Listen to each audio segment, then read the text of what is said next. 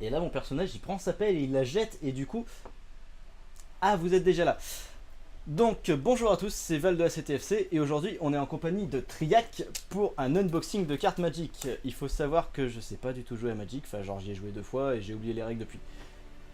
Tout à fait, donc pour ce déboîtage magnifique, je vais vous rappeler un peu quelles sont les règles du jeu à Magic. Alors Magic, c'est un jeu qui est vieux depuis une vingtaine d'années et qui se concentre autour de la construction de decks entre amis ou participants de tournois afin de jouer des cartes qui permettent notamment plusieurs effets, à savoir des enchantements qui peuvent avoir des effets directement sur la table de jeu, des créatures qui peuvent s'attaquer entre elles ou les joueurs ennemis afin de faire baisser le nombre de points de vie de ces joueurs, puisque le but principal et omniscient de ce jeu, c'est de tuer l'adversaire.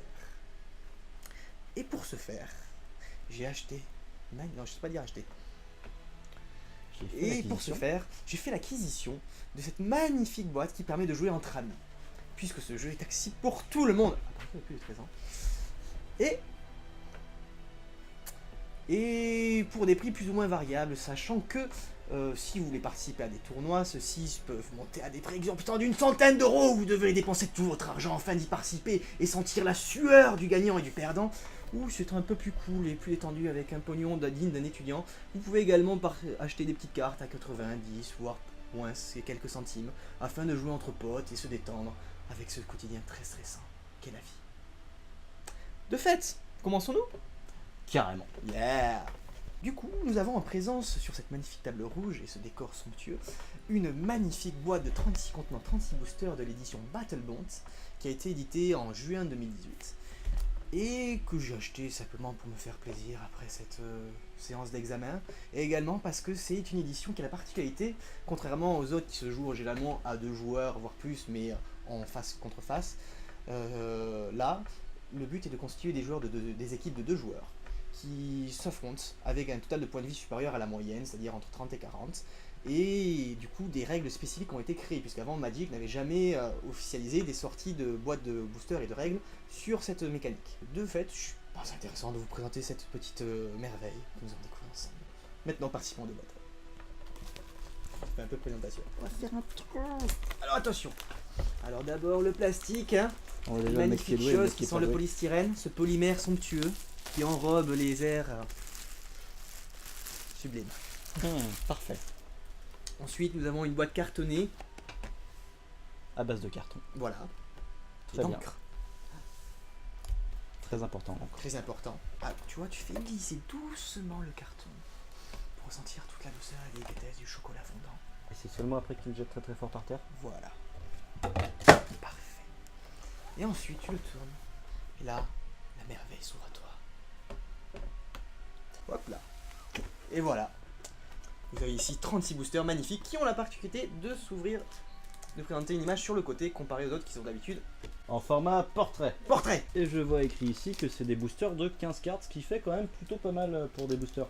Enfin, par rapport à d'autres jeux de cartes, ça fait pas mal. Ça peut le faire. Ne connaissez pas le nom de notre booster, je me présenterai pas. Mais voilà, c'est un petit jeu, écoutez, vous pouvez les jouer dans des boutiques, il y a beaucoup de gens qui pourront vous prêter des cartes pour découvrir. Bon, maintenant que vous avez vu la face cachée de notre boîte, nous allons pouvoir commencer à déballer les fameux secrets. Assistant. Oui. Parfait. Maintenant, que le hasard soit avec nous. Bien alors, pour t'expliquer comment ouvrir un booster, tu prends un booster, tu ouvres la languette, et là si tu très fort, je peux réussir, et que tu as des ongles, à tirer, et voilà, et si tu es doué, tu n'as pas déchiré, pas comme moi exactement, le fameux, donc tout est dans le poignet. Ah donc faut pas forcément être une brute en fait. Non, D'accord. tout est dans le poignet, c'est comme avec les filles. Et voilà. Donc un booster magique, de quoi ça constitue? En général, la première face, ça va être des jetons, puisqu'il y a des cartes dans Magic qui permettent de faire apparaître des jetons. Alors, la différence entre les créatures et les jetons, c'est qu'une créature, vous pouvez la jouer de votre main, elle aura un coup de mana, mais un jeton n'a pas de coup de mana, et apparaît par des effets quelconques, que ce soit des sorts, par des instances, ou des créatures. Ça peut varier, ou même des enchantements. Ensuite, il y a généralement une succession de cartes qu'on appelle des communes, car dans Magic il y a un système hiérarchique de rareté. Au début, donc vous avez ces fameuses communes qui sont des cartes en général qui ont des effets normaux, qui sont ni trop forts ni trop faibles. Ce sont globalement du coup les cartes de base du jeu, quoi. Tout à fait. Ensuite, une fois ces cartes révélées, vous avez ce qu'on appelle les uncommon. Les uncommon, ce sont des cartes qui ont généralement des effets un peu plus puissants et qui sont par contre plus rares. Il y en a moins par booster. Et à la fin, vous avez la fameuse rare qui est en un exemplaire. Et si vous avez beaucoup de chance, vous aurez la mythique qui normalement a des effets très très forts. Donc vous voyez le token ici qui sert suivant les decks que vous voulez jouer. Ensuite, il y a les cartes basiques de Magic, la base de la base, le nerf de la guerre. C'est pas l'argent, mais presque, c'est les terrains. Dans Magic, il existe 5 couleurs. Comme vous pouvez voir sur le dos des cartes, ici, il existe la couleur du blanc, qui représente la pureté, la clairvoyance, le droit, l'ordre, toutes les bonnes choses et les plus radieuses que vous pouvez imaginer. Ensuite, il y a la couleur du vert, qui est la nature bestiale des choses. L'ordre naturel, les druides, les chamans. C'est une des couleurs très agressives, avec des créatures très très fortes et gigantesques qui sont démesurées dans la pensée humaine. Ensuite, vous avez la couleur du rouge, qui est plus la notion des sentiments, les choses extrêmes, que ça peut être la rage, la furie, la folie, le chaos, qui sont illustrés beaucoup par des dégâts directs, donc des choses brutes. Ensuite, vous avez le noir, qui est représenté beaucoup par la perfidie, la manipulation, la corruption, et notamment les zombies, les ghouls, toutes les choses horribles que l'humanité a pu s'imaginer jusqu'à présent. Et la dernière couleur, vous avez le bleu, qui représente la raison, la pensée, les choses logiques de la vie, ainsi que la réflexion et l'accumulation du savoir. Chacune de ces couleurs, en plus d'être illustrée par un sentiment et une caractéristique propre, s'illustre par des mécaniques de jeu différentes. Donc en premier, avant de les décrire, c'est pour pouvoir jouer ces cartes, il faut disposer de terrain. Donc lorsque vous posez un terrain, vous le posez, et vous dites, comme à Hearthstone, vous engagez ce terrain pour produire ce qu'on appelle un mana. Ce mana peut être ensuite utilisé pour jouer différentes cartes que je vais vous présenter. Avec les premières 9 communes que nous propose chaque booster, à chaque fois que vous en achetez un. Il y a par exemple, par ici, nous avons une Expedite qui présente une carte éphémère qui présente la particularité qu'elle est rouge, donc ça veut dire qu'elle ne pourra être utilisée que par des manas rouges. Par exemple ici j'ai une forêt, donc ça veut dire que lorsque j'engagerai ma forêt, celle-ci produira un mana vert. Donc je ne pourrai payer que des coûts qui représentent une forêt. Par exemple sur cette carte vous voyez qu'il y a une montagne, donc je ne pourrai pas la payer avec ma forêt. Il faudrait une montagne pour pouvoir payer ce coût de mana. Ensuite, dans Magic, lorsque vous faites une partie, vous avez ce qu'on appelle un deck. Dans les parties classiques, il se compose de 60 cartes. Lorsque vous commencez une partie, vous piochez 7 cartes, et lorsque vous commencez à jouer des cartes, il y a d'abord ces cartes qui restent en jeu, qui ont des effets que vous pouvez utiliser, ce qu'on appelle la zone de partie. Et ensuite, vous avez, lorsque ces créatures vont mourir, ou que vous avez des cartes qui vont par exemple se jouer puis disparaître, c'est ce qu'on appelle le cimetière, puis l'exil, mais c'est encore plus compliqué. Les cimetières, c'est là où les cartes ont fait leur temps, et du coup vous pouvez plus les réutiliser à moins d'avoir des effets spécifiques. Par exemple, ici vous avez une éphémère qui s'appelle une instant en anglais, c'est-à-dire que c'est une carte que vous pouvez jouer à tout moment, que ce soit à votre tour ou pendant le tour de l'adversaire, et qui va faire un effet. Par exemple, l'effet ici, c'est donner la célérité à une créature jusqu'à la fin du tour, puis piocher une carte. En effet, par exemple, lorsque je vous présenter une créature ici, une créature noire. Lorsqu'à Magic vous jouez une créature, celle-ci, en arrivant sur le terrain de guerre, ne va pas pouvoir attaquer directement l'ennemi, puisque vous voyez ici, elles sont illustrées par une combinaison de force et une combinaison de défense. La force, c'est lorsque vous allez attaquer avec cette créature un joueur, vous allez lui faire perdre un nombre de points de vie. Par exemple, la 3 de force, si vous attaquez un joueur avec, vous lui ferez perdre 3 points de vie. Et à contrario, si par exemple vous lui infligez 3 blessures, ou que vous lui infligez 4 blessures, alors son endurance passera à 0 et la créature sera considérée comme morte et ira au cimetière. De même, lorsque la carte, l'instant sera résolue, elle ira également au cimetière puisqu'elle n'aura plus d'effet ensuite. C'est pour ça qu'on différencie les cartes rituelles ou éphémères et les cartes créatures, enchantements et autres qui sont des permanents.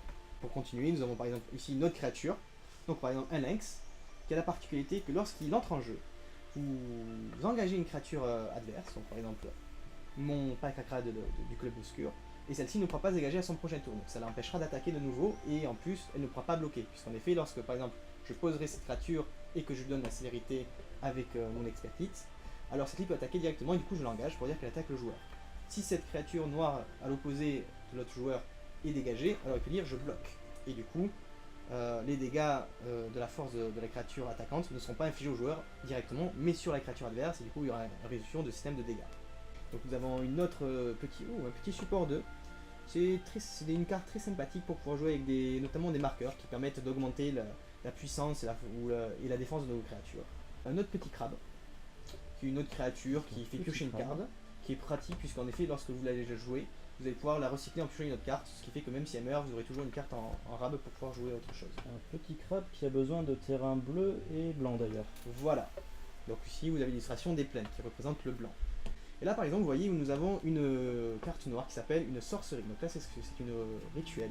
Alors la différence entre la rituelle et l'éphémère, c'est que l'éphémère, vous savez, on peut la jouer à tout moment, alors que le rituel, on ne peut le jouer que pendant son tour. Ce qui fait que généralement c'est des cartes plus contraignantes mais avec des effets un peu plus puissants. On arrive à la partie des unes comme avec des cartes un peu plus puissantes. Donc ici on a un peu des bases avec notamment une carte éphémère qui permet de donner plus de +0 en rouge à nos créatures attaquantes jusqu'à la fin du tour pour faire une surprise et faire croire qu'on avait des créatures faibles mais qui vont être boostées. Nous avons un autre type de cartes de Magic qui sont les enchantements aura. Donc c'est des cartes, c'est comme un enchantement, c'est une carte que l'on trouve sur le terrain, elle y reste. À la différence, c'est comme une créature, elle aura un effet sauf qu'elle n'a pas de force et de défense. Ces cartes ont généralement un effet qui va perdurer dans le temps ou qui va s'activer à un certain moment. Par exemple, le but c'est un enchantement aura, donc le truc c'est que plutôt que le poser directement, il faut l'équiper à une créature. Si la créature équipée meurt, alors l'enchantement et la créature auront au cimetière. D'accord, donc c'est un peu comme un équipement en fait. C'est le même style.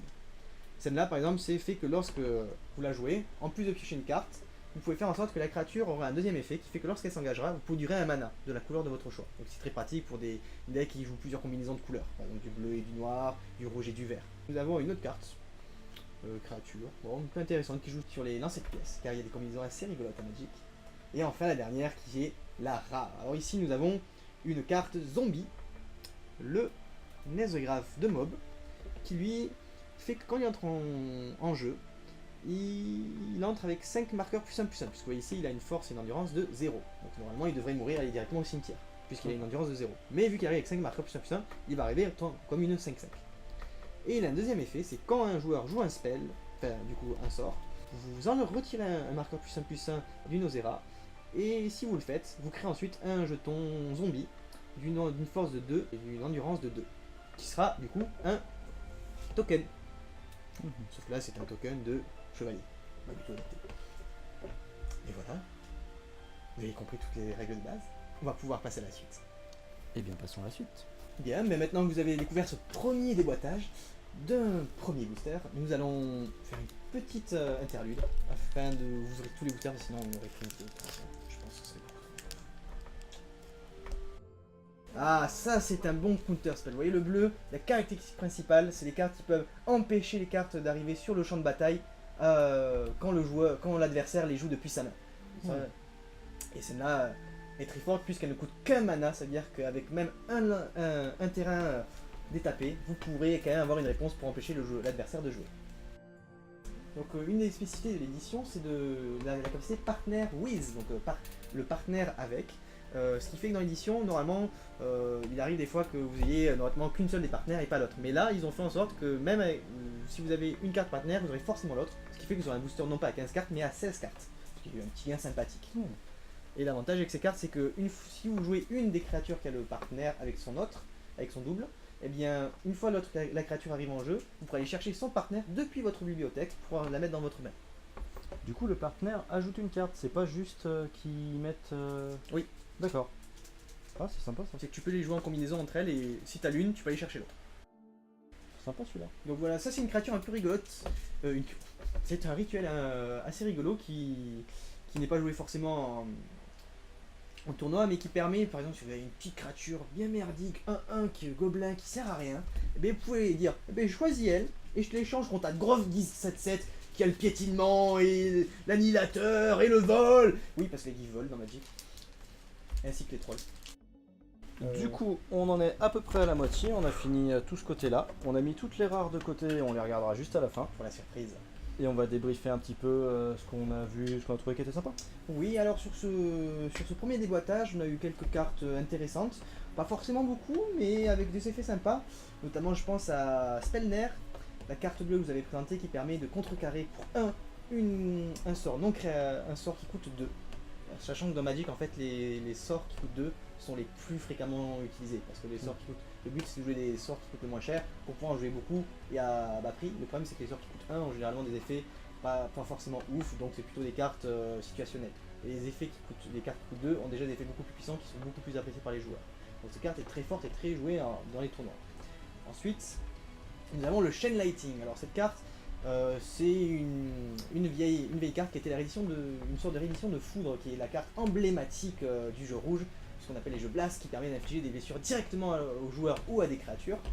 Et le petit effet rigolo avec cette carte, c'est que une fois que vous l'avez joué, si votre adversaire, une fois qu'il a subi les blessures, il peut repayer du mana rouge pour recopier cette carte et vous la réinfliger, et vous pouvez faire ça en boucle. Donc en gros, vous pouvez vous tuer si vous jouez tous les rouges et que vous avez assez de mana.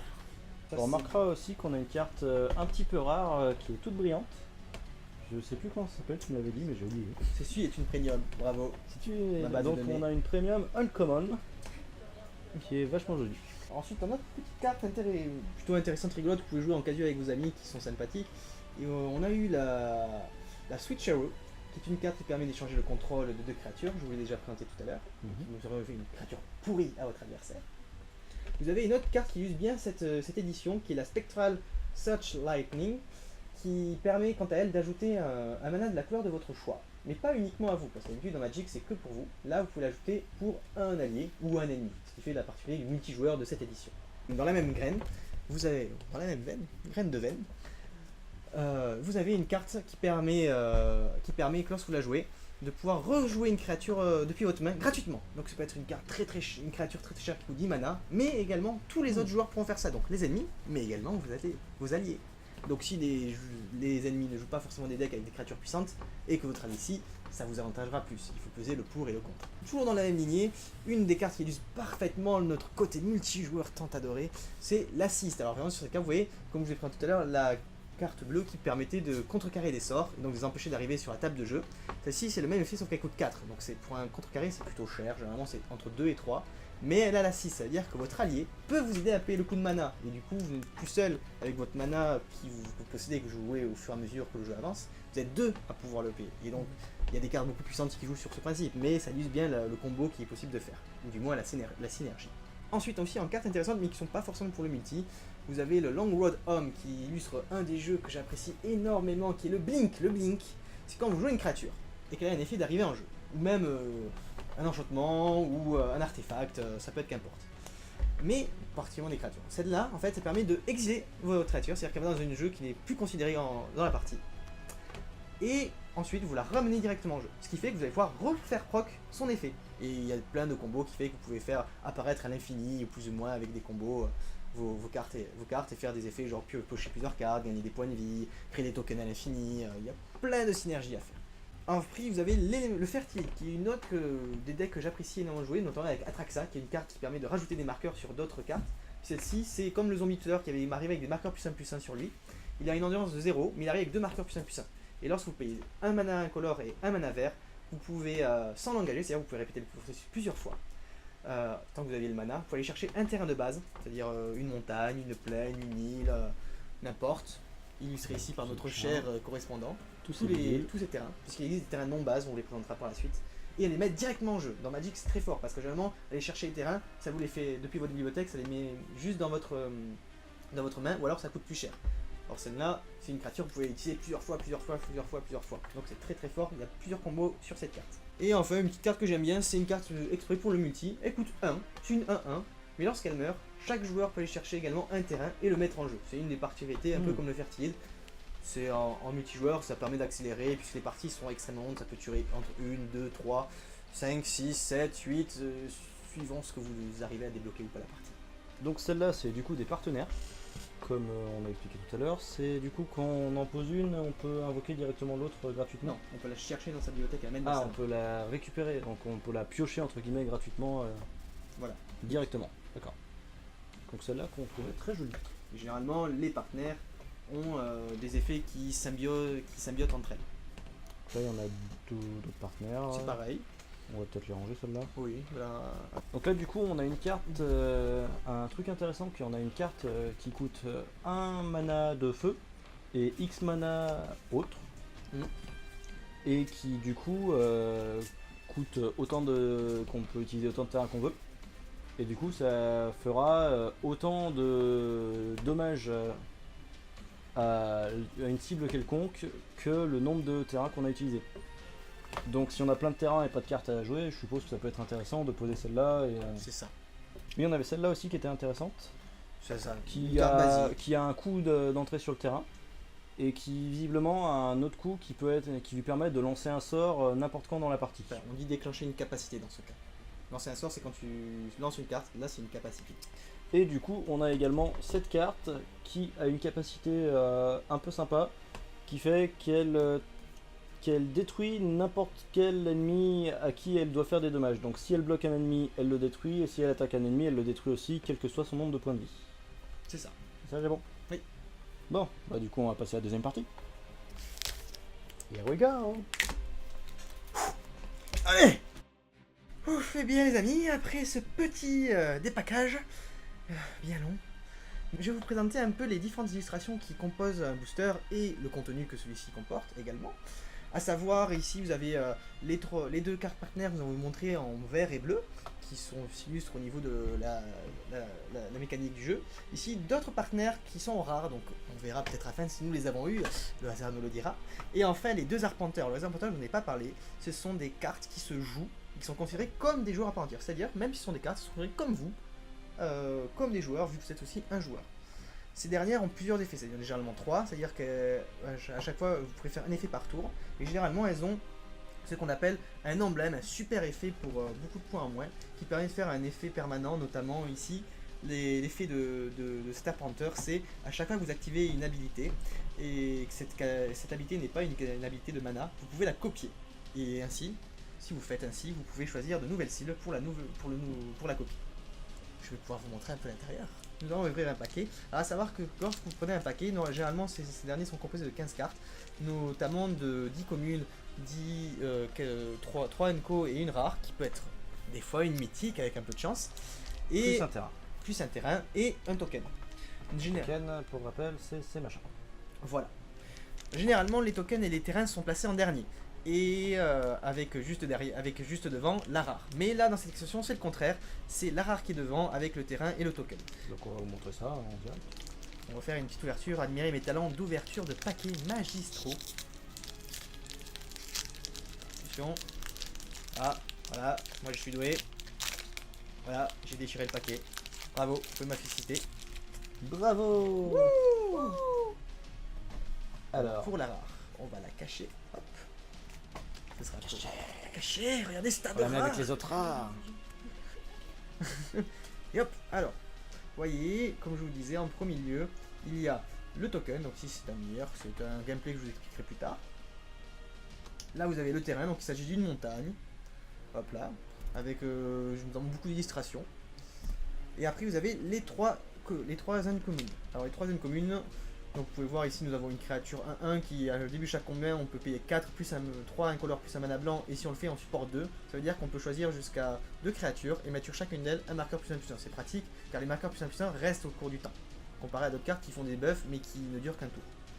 Ensuite vous avez une autre carte, par exemple ici une multicolore qui est très utilisée dans les decks guerriers, puis celle-ci donne la célérité, c'est-à-dire que lorsque à vos créatures guerriers de votre team. Donc c'est-à-dire celle-ci est en plus faite pour le multijoueur, et à chaque créature guerrier que votre team possède et qui arrivera en jeu directement dès son tour de jeu pourra attaquer. Donc c'est très fort pour des jeux plutôt aggro ou qui ont des capacités activées avec des créatures. Et enfin par exemple vous avez une autre carte alors, qui illustre un peu le principe du contrôle du bleu dans le but d'empêcher le joueur adverse de jouer. Celle-ci permet de renvoyer pour 2 une créature dans la main de son propriétaire. Normalement ça coûte 1, mais celle-ci coûte 2 car elle a un effet supplémentaire qui permet que si cette créature avait des auras, comme on vous a montré l'échantillon aura, ou un équipement, et eh bien vous gagnez le contrôle de cet équipement ou de cette aura. C'est sympa. Voilà. Après il faut avoir le jeu qui joue avec ça, mais si la synergie tourne, c'est très fort. Enfin vous avez les communes. Alors là ça dépend, il y en a des fois, c'est des cartes qui sont plus faites de base. Par exemple là vous avez une autre carte qui permet d'envoyer une carte de créature dans la main de son propriétaire et de faire piocher une carte à son propriétaire. Là vous avez du bleu classique, une 2-1 pour 2, et qui a le vol tant que tant qu'elle attaque, donc ça veut dire que les créatures avec le vol ne peuvent être bloquées que par des créatures qui ont également le vol, et ou qui... Voilà. Donc ça veut dire qu'elles sont quasiment imbloquables. Ensuite, vous avez par exemple des soldats qui sont pareil, l'exemple typique du blanc et qui permet généralement de se booster entre eux ou par eux-mêmes et ainsi de devenir des créatures plus grosses mais pendant un certain temps limité. Ici, vous avez par exemple un elfe assassin. Donc là, généralement, ça met des marques. Le noir est surtout orienté contrôle anti-créature ou de la pioche avec des contre-effets tels des pactes démoniaques qui, par leur goût alléchant, vous laissent un arrière-coup de rance. Et pour le rouge, par exemple, vous avez d'autres. Alors, le rouge, vous savez, c'est des dégâts directs, mais aussi ça peut, par exemple, donner des cartes qui vous donnent des capacités d'imbloquable, c'est-à-dire que le point d'attaque, elles ne peuvent pas être bloquées quelle que soit la situation, pour des créatures avec des forces et des endurances plutôt faibles. Et enfin, vous avez le vert, je vous disais que c'était surtout des créatures avec des grosses forces, bien bourrines, bien gros, bien. Là où il y a aussi une autre petite capacité, c'est les elfes. Donc là, avec peu de terrain, on peut faire des avalanches d'elfes qui attaquent et tels, dans leur magnificente chevelure, renversent l'adversaire par leur beauté. Voilà. Ou des insectes, si vous voulez un côté un peu plus creepy, hein, c'est à votre choix. Et également, par exemple, vous avez, les cartes qu'on n'a pas appelées, c'est les cartes incolores, comparées aux cartes bicolores. Elles, on peut les payer avec n'importe quel coup de mana. Et là, c'est des cartes généralement qui peuvent être adaptives. Il existe des decks artefacts sur des constructions plus spécifiques, mais c'est pas le cadre de cette extension. Là, par exemple, quand il mourra, vous pouvez faire que l'opponent ciblé perd 3 points de vie. Et voilà, donc on peut passer à notre petit tableau suivant.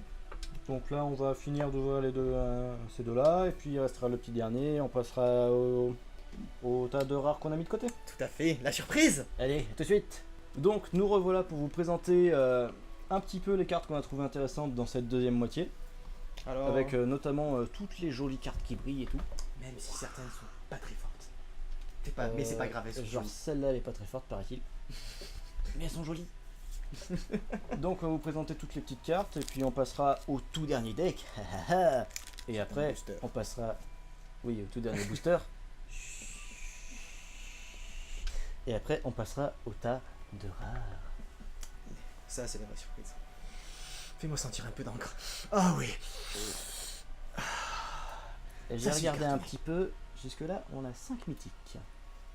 Ah, donc dans les prévisions, Est-ce qu'on va passer à plus? Du coup, là-dedans, on a 5 mythiques, et notre cher Triac n'est pas du tout au courant desquels il s'agit.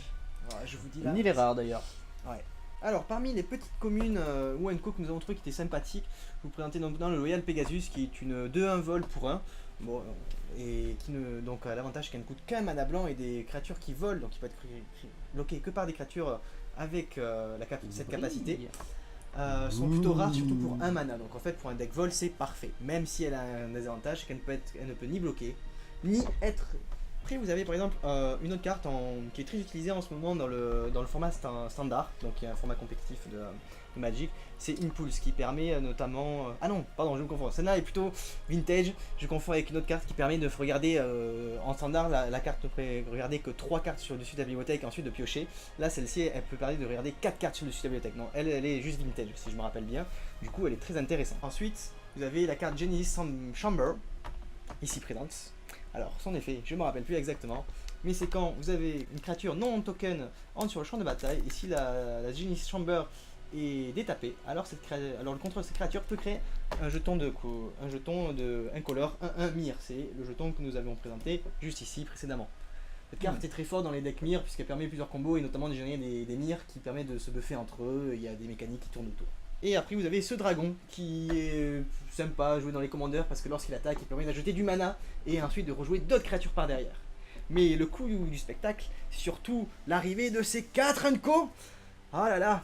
Avec la première, le Best Within, qui est une carte très jouée dans le format moderne, qui permet notamment de détruire un permanent ciblé. Donc un permanent, c'est tout, c'est un enchantement, une créature, un planeswalker, un artefact. Donc c'est très polyvalent et ça ne coûte que 3, même s'il y a une contrepartie puisqu'il permet de créer au joueur qui perd ce permanent une bête 3-3. Mais le contre-coup est vraiment minime comparé à l'effet de la carte, donc il est très joué.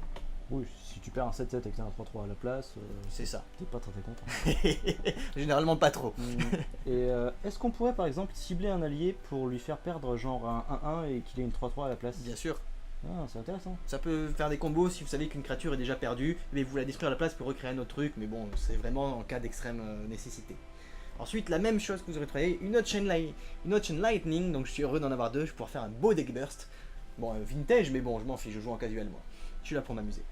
Et une autre qui est aussi très jouée en moderne, c'est le Sword of Two Plowshares. Alors lui, il permet d'exiler une créature pour un adversaire pour seulement un mana en éphémère, donc pendant quand vous voulez, que ce soit votre tour ou le tour adverse. Et surtout, alors vous me direz, il a un contre-coup, c'est que la créature, une fois la créature exilée, son contrôleur gagnera un nombre de points de vie égal à l'endurance de cette créature. Le truc, c'est que exiler une créature, ça veut dire que cette créature passe, je vous dis qu'il y avait le cimetière, mais il existe des cartes notamment en noir qui permettent de récupérer des cartes depuis le cimetière et les renvoyer sur le champ de bataille, ou en vert qui permet de les renvoyer dans la main. Et lorsque vous exilez une carte dans Magic, ça veut dire que vous la mettez dans une zone qui est considérée qu'il n'existe plus. Et il n'existe rien, à part avec une certaine extension qui permet de renvoyer des cartes depuis l'exil. Donc vous êtes sûr qu'une fois exilée, cette carte ne sera plus une menace pour vous pour toute la durée de la partie. Donc c'est très fort.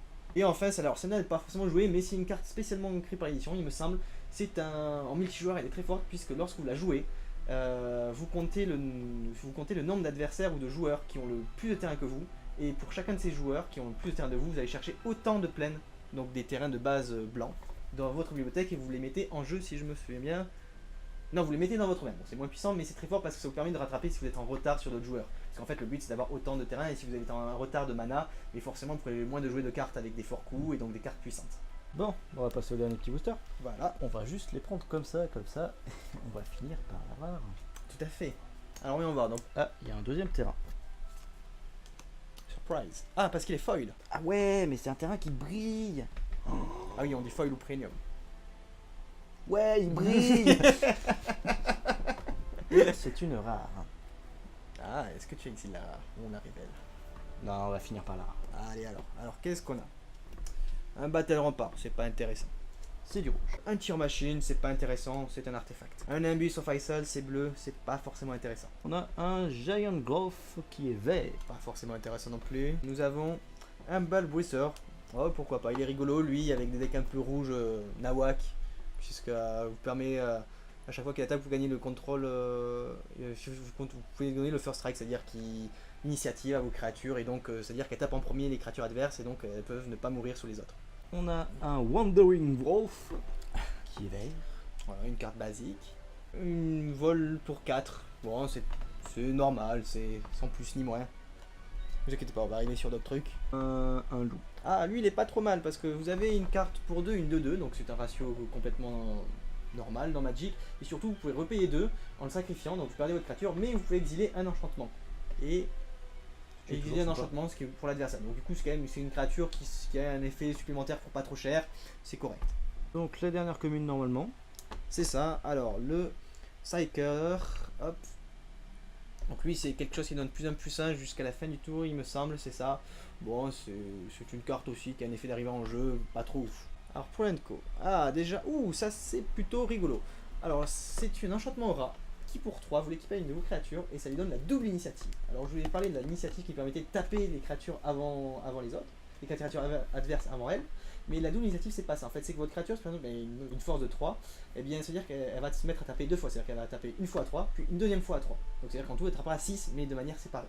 Parce qu'en fait ça permet de doubler la force de vos créatures, lorsqu'elles infligent des blessures. C'est un peu comme la furie des vents de Hearthstone en fait. Ouais, c'est dans le même principe. Alors lui c'est un gobelin, alors les gobelins dans Magic c'est un peu les créatures qui font n'importe quoi et qui font des effets parfois complètement random. Là, bon, on est sur un effet plutôt classique. C'est une créature que quand à chaque fois elle attaque ou qu'il y a une phase d'attaque, elle permet de booster vos créatures jusqu'à la fin du tour. Bon, c'est du rouge agressif, très basique. Ah, lui c'est une carte plutôt intéressante. Alors, parce que pour 5, vous avez une carte qui est 0-0 mais qui arrive sur champ de bataille avec 2 marqueurs plus 1 plus 1. Donc en gros, ce sera une 2-2. Vous dites une 2-2 qui vole et qui coûte 5, c'est pas très ouf. Mais elle a un deuxième effet qui est sympa, c'est qu'à chaque fois qu'une autre créature meurt, donc même l'une des vôtres ou... Oui, même l'une des vôtres ou l'une des adversaires ou l'une de votre allié, ben vous rajoutez des marqueurs plus 1 plus 1. Donc c'est à dire qu'à chaque fois qu'une créature va mourir, vous aidez à la booster, ça peut devenir une 10-10, une 15-15 si vous avez de la chance. Et nous allons passer à la rare. Alors, on va voir. Ouh, la mythique, hein. Non, c'est une rare. Ah, c'est une rare. Ouh, très très fort. le corps Spirit Dancer. Alors lui c'est une carte rare qui se joue notamment dans les decks équipements. Donc vous avez vu il y a des enchantements et aura, mais il y a également des artefacts qui sont des équipements, c'est-à-dire que vous les jouez et ensuite vous repayez un coup d'équipement pour les équiper à vos créatures. On me dit c'est moins fort qu'une enchantement aura qui s'équipe directement lorsque vous la jouez, mais une enchantement aura, si la créature équipée meurt, vous détruisez l'enchantement aura, alors que l'artefact équipement, si la créature meurt, vous gardez l'artefact équipement et vous le rééquipez par la suite. L'avantage avec cette carte, c'est que vous avez une 2-2 vous avez une 0-2 pour 2, bon, plutôt classique, mais qui gagne +2/+2 pour chaque équipement qui est équipé sur elle. Et en plus, à chaque fois que vous jouez un sort de rat ou un sort de rat, vous pouvez piocher une carte. Ce qui fait qu'à chaque fois que vous jouez un sort, vous pouvez le recycler et du coup vous ne perdez pas de carte advantage, c'est-à-dire votre main sera toujours supérieure à celle de l'adverse, vous aurez donc plus de possibilités de réponse. Donc on commence sur une bonne carte, celle-ci est très utile. Alors cette carte est plutôt intéressante même si elle a un gros défaut, c'est que c'est une 1-3 pour 2 qui à chaque fois qu'elle affiche des blessures quelconques, ça peut être de combat ou autre, à un adversaire, elle vous permettra de piocher une carte et de perdre un point de vie.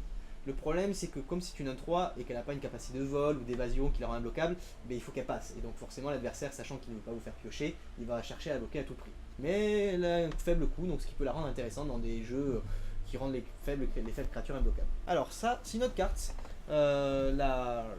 qui est rouge, qui a été spécialement créée pour l'édition, puisque vous voyez, l'effet c'est, lorsque vous la jouez, choisissez ami ou ennemi. Avant ça n'existait pas dans Magic de choisir ami ou ennemi. Et si vous choisissez ami pour un joueur, alors celui-ci va se défausser de sa main, puis repocher autant de cartes. On dit à quoi ça sert. En fait, c'est par exemple si vous voyez que votre allié il a une main pourrie, qui ne peut pas faire grand chose avec, vous pouvez lui faire défausser de sa main, c'est-à-dire mettre toutes ses cartes de sa main au cimetière, et lui permet de repocher autant de cartes depuis sa bibliothèque, et voir peut-être avec la chance avoir une meilleure main. Et en plus, si vous choisissez ennemi pour les autres, alors chacun de ces ennemis perdront un nombre de points de vie égal au nombre de cartes qu'ils possèdent dans les mains. Donc en plus, vous infligez des dégâts directs aux adversaires, donc aux deux, ce qui est très fort. Et vous pouvez, à vous et à votre allié, refaire une main pour avoir une main plus potable si vous avez une main pas trop top. Vous voyez par exemple un autre exemple de carte qui n'est pas du tout utilisé dans les formats compétitifs classiques, c'est une carte plutôt fun, puis celle-ci vous permet au début de la phase d'entretien, donc une phase en Magic. Magic, chaque tour est divisé en plusieurs phases. Vous pouvez exiler une fois durant votre tour, chaque carte, la carte du dessus de la bibliothèque de vos adversaires ou de vos amis, et ensuite ces cartes exilées jusqu'à la fin du tour vous pouvez les jouer, ce qui fait que cette carte est rigolote puisque vous pouvez jouer avec les decks adverses et donc créer des mécaniques rigolotes avec elle, et en plus ça vous fait de la pioche pour pas grand chose. Alors vous voyez ici, donc nous avons la capacité spécifique de partner avec une carte verte et une carte noire, mais celles-ci sont rares donc elles ont des effets très synergiques entre elles. Par exemple la première carte verte c'est une 2-7, donc on dit ok, pour 4 pourquoi pas, mais elle a une capacité que si elle attaque, elle doit être forcément bloquée. Donc c'est à dire que votre adversaire il se dit si vous les laissez passer et prendre de dommages, il pourra pas, il sera obligé de mettre une de ses créatures sur cette-ci. Et en plus elle a un deuxième effet, celle-ci doit être bloquée par deux créatures ou plus. Donc votre adversaire est obligé de mettre tous ses bloqueurs sur celle-ci. Puisqu'à Magic, lorsque vous attaquez avec des créatures, le joueur défenseur peut répartir ses créatures bloquantes comme il le souhaite. Et donc si vous arrivez à focaliser tous ces bloquants, toutes ces créatures bloquantes sur la 2-7 verte qui est attaquante, ça vous laisse une capacité d'évasion pour une autre créature. Et justement, la combo avec l'autre créature noire, qui peut être cherchée, donc on dit tuto, avec la créature verte ou vice versa, son effet à la noire, c'est lorsque elle inflige des blessures de combat à un joueur, ce joueur perd la moitié de ses points de vie. Donc c'est très fort parce qu'à Magic c'est entre 20 et 40 points de vie, donc la moitié, si vous êtes au maximum, c'est fort, à moins que vous ayez déjà low life, mais dans ce cas vous êtes bien dans la merde. Surtout si vous jouez en duo, parce qu'en duo, si c'est les points de vie partagés pour deux avec beaucoup plus de points de vie, ça fait très mal d'un coup. Quand même. Ça fait ça. Ouais, ça peut monter à 13, 10, 13 IPV, 7, 6 quoi, donc ça peut vite aller très vite, puisqu'en plus elle inflige également des blessures, c'est-à-dire vous infligez les blessures et ensuite il repère des points de vie par-dessus, donc ça peut être très fort. Alors.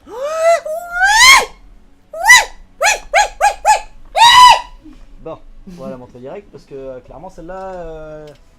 Je la voulais depuis longtemps. Moi qui n'ai pas un joueur avec beaucoup d'argent, cette carte elle vaut son pesant d'or un peu. Bon, c'est pas parmi les cartes les plus chères, mais concrètement, que vous avez un budget limité, c'est compliqué de l'avoir. Elle est très demandée dans certains formats, puisqu'en fait, c'est une carte qui propose plusieurs effets. Et dans Magic, normalement, vous avez vu, les rituels aux éphémères, c'est un effet et puis point barre. Elle, vous avez le choix. En plus, c'est du contrôle. Donc généralement, elle permet soit de contrecarrer un sort, soit de renvoyer une créature, soit de piocher une carte. Et en plus, vous pouvez choisir jusqu'à 3 fois un effet. Donc vous pouvez choisir les 3 effets différemment.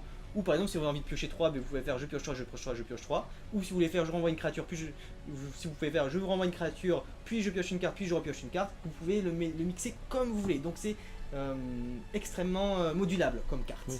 Ah, c'est rigolo ça. Exiler tous les non-land permanents. Alors qu'est-ce que c'est un land permanence, Triac, dis donc? Alors les petits amis, alors, ça c'est un land, ça c'est un permanent, ou du moins c'est une créature. Les permanents sont comme je vous l'ai dit, les enchantements, les artefacts, les créatures et les planeswalkers. D'accord. Et les tokens. À Magic, et ça c'est les terrains aussi. À Magic, il existe des cartes qui permettent de détruire dans des situations désespérées où vous sentez que c'est pas en votre faveur. Il existe des cartes pour 4, comme la carte Jugement Dernier, qui permet de détruire toutes les créatures ou tous les enchantements ou tout. Bon, vous direz, vous perdez vous, mais généralement c'est fait pour si l'adversaire a plus d'avantages que vous. Oui, c'est une terre brûlée en fait. Voilà. Et là, T'arrives, tu dis non.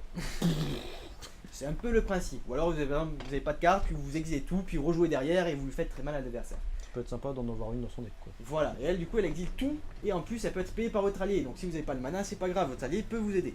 Ah, je la voulais elle. Oh, ça dit, ah bah attends, il doit y avoir l'autre avec elle. Ouais.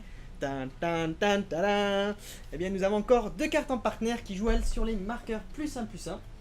Alors vous avez la verte qui elle qui permet à chaque fois qu'un marqueur devrait être mis sur une créature. Donc les marqueurs, je dis, ça peut être des marqueurs +1/+1, mais il existe des marqueurs quête, il existe des marqueurs poison, il existe plein de différents types de marqueurs, les marqueurs charge. Mais ça permet que lorsqu'un marqueur est mis sur un permanent, eh bien un autre est rajouté en plus. Et elle est synergiée avec une autre qui, à chaque fois que je vous piochez une carte, la bleue, vous pouvez lui mettre un marqueur +1/+1 sur elle. Et lorsque cette créature bleue meurt, vous piochez autant de cartes que de marqueurs +1/+1 qui étaient placés sur elle. Ah, c'est sympa. Ouais. Oh, un biland. Ah, donc ça, c'est les amis, le nerf de la guerre à Magic. Parce que comme je vous dis, les terrains, c'est très facile d'en avoir. Vous allez demander à n'importe qui, tout le monde vous donnera des terrains gratuitement. Ou du moins des terrains de base. Parce qu'il existe des terrains non base. Et là, par contre, il vaut leur pesant d'or. Ça peut monter dans les 150 € pour les plus chers, voire plus. Donc Magic, c'est aussi un jeu un peu capitaliste, hélas. Mais qui a ses côtés avec des cartes plutôt low budget, c'est ça aussi qui est intéressant. Et elle, l'avantage que je vous la montre aussi, c'est parce qu'elle a une capacité qui fait que les bilands, donc ce sont des terrains qui vous ajoutent un mana d'une couleur et d'une autre, qui normalement les terrains de base n'ajoutent qu'une sorte de mana, du vert, du bleu, etc. Et bien eux, les bilands en général ont des contre-effets du fait qu'ils arrivent engagés, donc ça fait que vous devez attendre votre prochain tour pour pouvoir les dégager et les utiliser. Là, ceci arrive dégagé directement si vous avez plus de 2 adversaires, donc c'est une carte très spécialement faite pour le multijoueur. Oh oui, je la voulais. Oui. Oh, c'est une carte fun, elle est très drôle. Elle, si vous voyez, il y a des decks contrôle qui jouent des cartes pendant votre tour pour vous emmerder. Et bien ça, c'est la solution. Vous jouez ça, et si un adversaire, donc même pas vous ou votre allié, si un adversaire joue une créature, si je joue un sort, et bien il doit engager tous ses manas. Alors ça fait quoi? Et bien Magic, il y a une règle qui fait que lorsque vous engagez une source de mana, donc un land ou une créature qui produit du mana, et bien ce mana, si vous ne l'utilisez pas, il disparaît à votre prochaine phase. Sachant que une phase, c'est quelque chose qui constitue un tour de Magic. Donc c'est-à-dire que l'adversaire il doit réfléchir, est-ce qu'il joue pendant son tour ou est-ce qu'il joue pendant votre tour? Et s'il les contrôle, ben, souvent il fait les deux, donc il va falloir choisir et c'est plutôt embêtant. Et il a une deuxième capacité qui fait que si un adversaire vous attaque avec une créature, et bien vous attaquer avec toutes ces créatures. Parce qu'à Magic, lorsque vous êtes un peu aggro, le but c'est de poser des créatures, d'attaquer avec certaines et d'en garder quelques-unes en réserve pour bloquer. Là, il doit choisir entre est-ce que je défends ou est-ce que j'attaque. Ce qui fait en multijoueur beaucoup de différence, puisque vous avez plusieurs joueurs, donc il faut garder des bloqueurs en général. Et là, c'est du tout ou rien. Alors là, les amis, on vient de trouver une combinaison de cartes, encore des Partner Wiz, qui jouent en blanc et noir et qui ont une synergie combotique plutôt forte. En effet, la carte blanche, elle coûte cher, c'est une ange pour 6, donc pour 4-4, c'est plutôt moyen. Mais elle a un effet qui fait qu'à chaque fois que, à la fin de chaque end step, donc à la fin du tour de chaque adversaire, donc là c'est une carte faite pour le multi, et bien votre tour ou celui d'un adversaire ou d'un allié, si vous avez gagné des points de vie durant ce tour, vous pouvez créer 2 jetons esprit 1-1. Je dis ok, cool. Mais il y a la noire qui arrive et elle, pour un noir, donc c'est vraiment pas cher, vous pouvez sacrifier une créature. Et si vous faites ainsi, vous piochez X cartes, et vous gagnez X points de vie. Donc ça veut dire que vous pouvez sacrifier vos créatures créées pour en recréer d'autres avec les points de vie gagnés avec elles.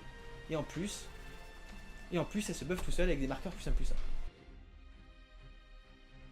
Ah, ça c'est des cartes que j'attendais depuis un sacré bout de temps. Alors elles sont pas du tout fortes, c'est juste que moi je me suis fait un kiff de construire un commandeur, c'est un style de jeu avec 100 cartes, chacune indépendante, parce qu'on a dit qu'on peut mettre 4 fois la même carte, et bien dans le commandeur on peut le mettre qu'en un seul exemplaire. Et ces cartes en fait j'ai fait un jeu flip a coin, c'est-à-dire pile ou face. Donc c'est une mécanique complètement pétée de Magic qui n'a aucun principe puisque ça rajoute du hasard sur du hasard, donc vous n'êtes jamais sûr de ce que ça va faire. J'adore. Le principe c'est qu'il y en a une, c'est une rouge, c'est une 3-3, bon, elle n'a aucune capacité d'évasion donc elle est un peu limitée, mais à chaque fois qu'un joueur gagne un pile ou face, vous doublez sa force et son endurance. Donc au bout de 3, vous en faites une 18-18, jusqu'à la fin du tour. Bon, faut pas exagérer non plus, mais ça peut devenir une 100 et plus. Et l'autre, son partner, c'est à chaque fois qu'un joueur gagne un flip a coin, et bien vous piochez une carte. Donc en gros vous poussez et vous piochez des cartes. Alors ça fait pas très synergie on dirait, mais c'est rigolo parce qu'il y a des cartes qui fait que vous pouvez jouer des tours supplémentaires, vous pouvez détaper tout volant et mettre plusieurs créatures, et donc en plus vous recyclez les cartes que vous jouez, et vous pouvez refaire des flip a coin, et repiocher, et refaire des tons, et c'est génial. Et du coup, on passe au métier. Alors là je vous annonce, il y a des mythiques que j'attends avec impatience. Il y en a d'autres qui sont un peu moins fortes mais qui sont quand même bien. Il y en a d'autres qui coûtent entre 30 et 20 euros, donc si on les a, c'est génial. Ouh, bon, celle-là, c'est pas l'une des plus chères, mais elle est très sympa. Celle-là, c'est une carte éphémère noire. Si la prochaine fois, durant ce tour, le tour où vous la jouez, vous devez perdre la partie, et bien votre total de points de vie repasse à 1, et vous piochez cette carte. Donc en gros, c'est un survive de dernière minute. Ça peut être utile. Toujours sympa. Ouh, celle-là, elle est très sympa. C'est pas les plus chères, mais elle est très sympa. Elle, c'est ce qu'on appelle... il y a plusieurs cartes comme ça, c'est les changelins. Eux, c'est des créatures qui ont plusieurs effets. Elle, par exemple, pour un, elle peut donner +1/+1, elle peut donner pour un blanc la vigilance, c'est-à-dire qu'en attaque, elle s'engage pas. Ou le lien de vie, c'est-à-dire qu'on inflige des blessures, vous gagnez des points de vie égales aux blessures qu'elle a infligées. Et en plus, elle peut se booster. Et en plus, elle a une capacité d'évasion, c'est-à-dire qu'on la détruit, vous pouvez dire non, je paye 1 et je la renvoie dans ma main. Donc, c'est-à-dire que c'est une carte très polyvalente. Et la petite dernière. Attention. Ah. Alors, on regarde. Est-ce que c'est de la bonne? Ah, dommage, c'est pas grave. Elle, c'est... Je m'attendais à autre chose, mais elle est cool. À chaque fois qu'une notre token créature entre sur le champ de bataille, vous pouvez payer 1. Si vous pouvez payer un incolore et un vert. Si vous le faites, le contrôleur de cette créature crée un token qui est la copie de cette créature. Donc pareil, c'est comme l'autre, sauf qu'à la place de exiler les cartes de la main, si à chaque fois qu'une créature entre en jeu, vous pouvez copier les créatures. Bon, on va pas tarder à vous laisser, mais avant ça. Alors, qu'est-ce que tu penses de ce tirage? Ma foi, alors au niveau des rares, donc on va commencer par les communes. Au niveau des communes, bon, j'ai pas fait trop attention parce qu'on a beaucoup de cartes. Mais généralement, les communes, c'est plutôt des cartes lorsque vous avez... si vous débutez à Magic, c'est très bien parce que vous avez une base pour construire des decks. Vous pouvez regarder les différents trucs, suivant les types de créatures, suivant les synergies qu'ils peuvent mettre en place. Ça vous permet de donner des decks si vous débutez. Après, si vous avez plein de cartes comme moi, ben, les communes, généralement, ben, ça peut servir si vous voulez créer un nouveau deck et que vous n'avez pas forcément envie de dépenser des sous dedans, mais hop, vous pouvez piocher dedans, pouvoir les échanger avec des potes, ça dépend. Après, il existe des communes très fortes aussi. Là, j'en ai pas forcément eu. En Enco, ben, je vous ai montré, on a eu entre 6 et 7 Enco qui étaient plutôt très bien, entre le Sword to Plowshare, le Beast Within, le Chain Lightning et le Spell Snare, qui sont des très bonnes cartes jouées en moderne, donc un format compétitif. Donc là, pour le coup, je suis content, ça va compléter mes petits decks. Au niveau des rares, on a eu des bonnes retombées, plein de cartes que je voulais et que j'ai eu, donc je suis heureux. C'était le but. Et d'autres cartes que j'avais pas forcément pré-shot, mais avec 3 bilans, puisque les bilans c'est plutôt rare à avoir, donc je suis content de réussir à en avoir draw. Et d'autres cartes qui peuvent être intéressantes puisqu'elles sont polyvalentes suivant des decks, des constructions que je pourrais avoir. Au niveau des mythiques, alors les mythiques, j'attendais énormément le doubling saison qui permet de doubler tous les counters, tous les marqueurs sur les permanents qu'on a en jeu. J'attendais la Némésis qui est une créature 3-1 qui peut à la protection contre le joueur ciblé. Et j'attendais également une autre mythique que j'ai oublié le nom, qui fait qu'en entre en jeu, vous pouvez chercher un Planeswalker de votre bibliothèque et le mettre directement en jeu, donc c'est très fort. Est-ce que ça valait l'investissement? Alors, au niveau du non. ratio prix, concrètement, je pense que si on cumule l'ensemble du prix des cartes, je suis à peu près sûr de rembourser l'équivalent du package. Ce qui est déjà bien. Après, vu que je vous dis, j'ai pas eu les mythiques, les plus chers, concrètement, s'il me suffisait que j'avais un doubling saison, ça vaut 30 euros. Bon, mais ça vous amortit presque la moitié du prix du paquet. C'est là, toujours voilà. Mais là, le hasard a fait que je l'ai pas eu. Ah, mais c'est pas grave, flip a coin. Ce sera pour le prochain paquet. Ce sera pour le prochain paquet. Mais même une mystique confiance, rien que cette carte, ça vaut 15 euros. Les terrains, ça vaut entre 6 et 7 euros. Enfin, les terrains doubles. Les mythiques, en général, ça vaut entre 1 et 5 euros. Donc, sur les cumuls, Oui, déjà, c'est- ça fait une base de 30-40 euros. Plus les Zenko qui valent certaines entre 2 et 5 euros aussi. Donc, vous pouvez monter un rechange de 50 euros, plus les communes, plus les autres arcs dont je connais pas le prix, qui peuvent s'échanger. C'est à peu près, généralement, des fois, je dirais un peu moins peut-être. Mais c'est dû au tirage que j'ai pas eu la mythique qui valait vraiment le coup. Est-ce que tu as une idée déjà de quelques types de decks que tu pourrais faire avec tout ça? Oh oui, alors déjà, les deux fameuses cartes Flip-A-Coin qui vont rejoindre mon deck Pandemonius Commander, on pourrait se lancer dans un bleu contrôle avec le Tidus Tyrant qui permet de renvoyer des permanents dans la main de son propriétaire en jouant des sorts. Donc avec un deck bleu contrôle, notamment avec Ami ou Ennemi. Vous avez aussi pas mal d'enchantements aura avec la Core Spirit Hunter. On pourrait tenter un deck enchantement aura qui permettrait de booster avec des auras plutôt puissants. On pourrait même faire un deck chevalier ange avec les deux créatures blanc-noir que vous avez montré qui créent des tokens blancs et noirs. Et des tokens Spirit 1-1 qui permettent d'être sacrifiés chez les cartes et mettre des marqueurs. Puisqu'on a plein de créatures blanches qui coûtent pas trop cher, comme le Shape Shipper qui permet de faire plusieurs effets, ou d'autres créatures 1-1 humains soldats qui pourraient faire des petits générateurs de tokens. Et même avec les deux créatures bleues et vertes qui permettent de générer plus de marqueurs et de piocher des cartes suivant le nombre de marqueurs qu'elles ont et faire un deck marqueur +1/+1 qui pourrait être très très viable vu les cartes qu'on a à draw. Pour cette extension, je vous ai montré, si vous avez sûrement remarqué, les traductions sont en anglais, c'est-à-dire la langue de base de Magic. Et sachez que c'est inhérente à cette édition puisque c'est une édition qui est plutôt annexe. Il y a plusieurs, plus ou moins tous les 2-3 mois, Magic sort une édition. Il y a les éditions de base, qu'on appelle les Magic 2011, 2013, Corset 2019 pour la prochaine. Il y a les éditions avec du lore comme Ravnica pour les plus connus, ou même Zendikar, Ixalan, tout ça. Ce sont des extensions qui sortent en anglais et en français. Et qui permettent généralement de sortir avec une histoire et un cadre particulier comme des dinosaures avec des mayas, des créatures du néant qui viennent annihiler toute la surface d'un monde. Ça peut varier. Le lore de Magic est très étendu. Donc pour celle-là, vu que c'était spécifique, vous ne trouvez que des cartes anglaises en fait. Mais il existe des cartes espagnoles, françaises pour les éditions les plus communes. Par hasard, si cette vidéo vous a plus ou moins donné envie de découvrir Magic, ce qui peut être le cas, mais que vous avez pas de sous ou que vous avez pas de cartes. Si vous n'avez pas de sous, on va vous renvoyer vers la vidéo du Bazar du Grenier qui est sponsorisée par Magic. Nous, non. Donc ils vous expliqueront mieux que nous. Hein, voilà. Et écoutez, si vous avez tenu toute la durée de cette vidéo, vous pouvez bien tenir 5 minutes avec le joueur du grenier. Sachant qu'ils savent pas jouer eux non plus. Bah, ils savent jouer autant que moi, donc pas beaucoup. Ceci n'est pas une sponsor Magic. Donc voilà, donc ils expliquent tout. C'est ça. Et voilà. L'avantage est que vous pouvez aller dans un petit magasin classique, les magasins qui vendent des jeux de société, des jeux de cartes, que ce soit Yu-Gi-Oh, Pokémon ou autre. Et les vendeurs, si on dit je connais pas Magic, ben, vous montreront une salle en arrière-boutique où généralement il y a des passionnés de cartes qui font soit des tournois ou pas du tout, et qui pourront vous donner des cartes pour commencer, ou même le vendeur pourra vous donner des petits decks préconstruits qu'on appelle des précos, avec des cartes à l'intérieur pour pouvoir démarrer et s'initier à Magic, voir si ça vous plaît, si ça vous plaît pas, suivant le bonheur de chacun. Donc mon cher Triac, j'ai une petite question pour toi. Nous remarquons que en bas de la carte, là, on a des noms qui sont marqués. Je suppose que ce sont les noms des illustrateurs de la carte, c'est Tout ça? à fait. Chaque illustrateur a son nom marqué en bas des cartes. Magic.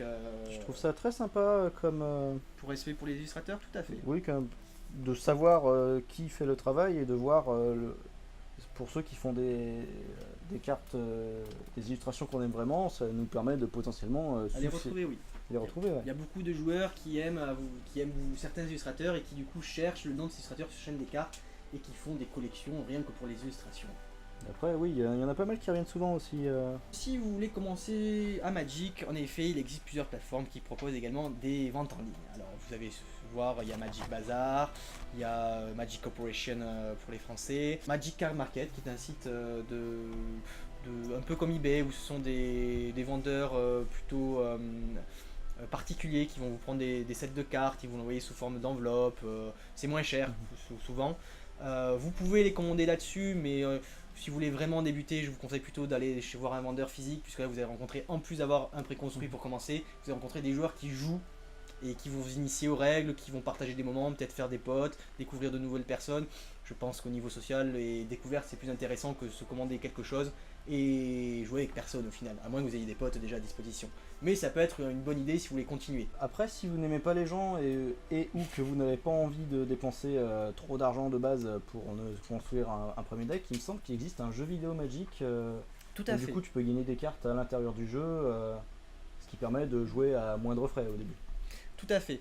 À savoir que Magic est en train de développer en ce moment, bon, je vais faire la promo hélas, mais ça va sortir, ça fait plusieurs temps puisqu'il y a Hearthstone qui sort, qui fait concurrence beaucoup à Magic, même si c'est pas vraiment la même sorte de rivalité. Magic s'est un peu réveillé puisqu'il n'avait jamais vraiment développé des jeux de cartes en ligne sur ce format parce que les règles sont tellement grandes et tellement compliquées qu'il existe en fait un jeu mais c'est vous qui faites tous les effets manuellement. Alors que sur Hearthstone c'était tout automatique, vous jouez une carte, son effet se déclenche. Alors sur Magic vous avez une personne en face, vous discutez sur un chat et vous disiez attends mon guerrier il a tel effet de token donc je vais créer des tokens et vous devez vérifier tout. Donc c'était plus compliqué mais les passionnés le faisaient. Et là Magic est en train de développer vraiment sur les trois dernières extensions communes de base qu'ils ont créées, ils sont en train de faire la même chose que Hearthstone, c'est-à-dire un jeu qui sera automatique avec des règles simplifiées, l'ordinateur qui calculera pour vous ce que font les autres, les cartes qui sont en synergie, donc ce sera plus évident. Ça va sortir d'ici juillet si je me trompe pas, j'ai un ami qui est en train d'y jouer, moi je préfère les jeux physiques. Oui, sur le même principe que le jeu vidéo mais en multijoueur en fait. Voilà, et pour ceux qui disent oh c'est nul, il n'y a que 3 extensions, en fait c'est que comme il y a beaucoup de cartes, Magic va au fil des mois sortir les extensions qu'il possède, sachant que le jeu existe depuis au moins 25 ans, si je me trompe pas. Bah il me semble que c'est 25 ans cette année, parce qu'il me semble que c'est 93 Magic. Voilà, pour maîtriser les règles IRL, alors comme j'ai dit ça peut être compliqué, mais en fait les règles de base, vous allez les saisir en une partie voire deux. Moi j'ai commencé à Magic au lycée, en seconde, au bout d'une partie, le pote, j'avais compris qu'il fallait poser des landes, qu'il y avait des créatures qui pouvaient attaquer, et des enchantements et des artefacts qui faisaient des effets, des rituels et des éphémères qu'on pouvait jouer comme ça qu'elle est au cimetière, et puis basta. Si vous avez cette base, vous allez voir, ça va se découler de fil en aiguille. Après, je confirme que les règles s'apprennent très très vite parce que j'avais déjà joué une ou deux parties, mais je confirme aussi que si vous jouez deux parties et que vous y jouez plus pendant 2 ans, les règles s'oublient très très vite aussi. Vu qu'il a fait que 2 parties dans sa vie. Voilà. Hey, salut le micro. C'est toujours Val et Triac parce que la caméra avait plus de batterie, du coup elle a coupé. En plein milieu de notre dernière phrase pour dire qu'on partait, du coup on part. Enfin, on part pas, enfin, genre, vous partez, enfin, la vidéo s'arrête. Enfin, tu restes. Moi je pars pas parce que genre on est chez moi, donc je vais rester parce que c'est là que j'habite. Mais bon, vous m'avez compris. Allez, à plus les amis et bisous.